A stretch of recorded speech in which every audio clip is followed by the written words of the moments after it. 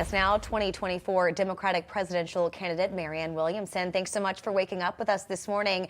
Marianne, do you see an opening here to make some noise in New Hampshire? Well, that will depend on the vote made by New Hampshire voters tomorrow. You gave us a little history lesson here that I think was great for people to know. New Hampshire voters made it clear to Lyndon Johnson last time that when he was running in 1968, that they did have other choices. They saw that and they wanted those other choices. So, ultimately it's democracy that rules here. It's the voters that rule. At the end of the day, it's what voters have to say in the New Hampshire primary that determines the trajectory of the entire season. That was true in 1968, and it's true today. Yeah, it was true in 1952 as well, when Harry Truman did something very similar. Again, it was March. It always seems to be the month of March when candidates drop out. LBJ, March 68, Harry Truman, March 1952. Marianne, if you were able to speak with Joe Biden for, let's say, 60 seconds, what would you want to say to the president? I would tell him that, with all due respect, that you should be ashamed of yourself, sir, because the way that you and your administration and the DNC has suppressed other candidates, opposing candidates in this primary season, has been undemocratic and should not happen. And Dean Phillips, myself, and others, when you have Democratic voters, 70% of whom have said they'd like to hear from other candidates, we should have had the right. And hopefully the Democratic voters and other independent voters, it's an open primary here, will see through that and will make their own voices heard tomorrow, and will not be just parroting the narratives of the DNC. From what you've seen already and what you've heard from voters, especially in New Hampshire, do you see Joe Biden as dropping out of this race? I don't know. What Joe Biden does will be whatever Joe Biden decides. I can't see inside his mind.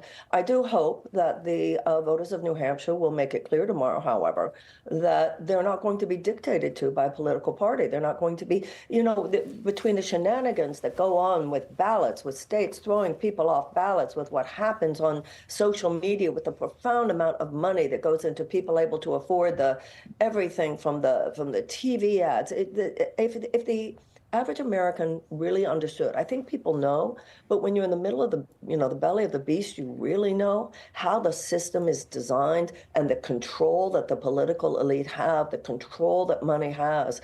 It really, it tries to sort of push to the side the will of the people. And there's a wonderful opportunity here in New Hampshire tomorrow for the people to express themselves and to come forward and to make it clear that it's there. Thomas Jefferson said that the only safe repository for power in the United States is in the hands of the people.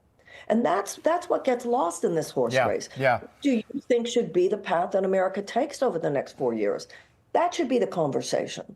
And Marianne, let me just ask you, we've just got about 20 seconds remaining. Yeah. And I'm wondering, Dean Phillips has he's tiptoed around this issue. I think Robert Kennedy Jr. has done a little more to sort of talk about Joe Biden's cognitive decline and whether or not he's really fit and capable of serving our country for another 4 years as president. Where are you on this? The American voters should make that decision for themselves. I know, but you're running for president against an incumbent from your own party.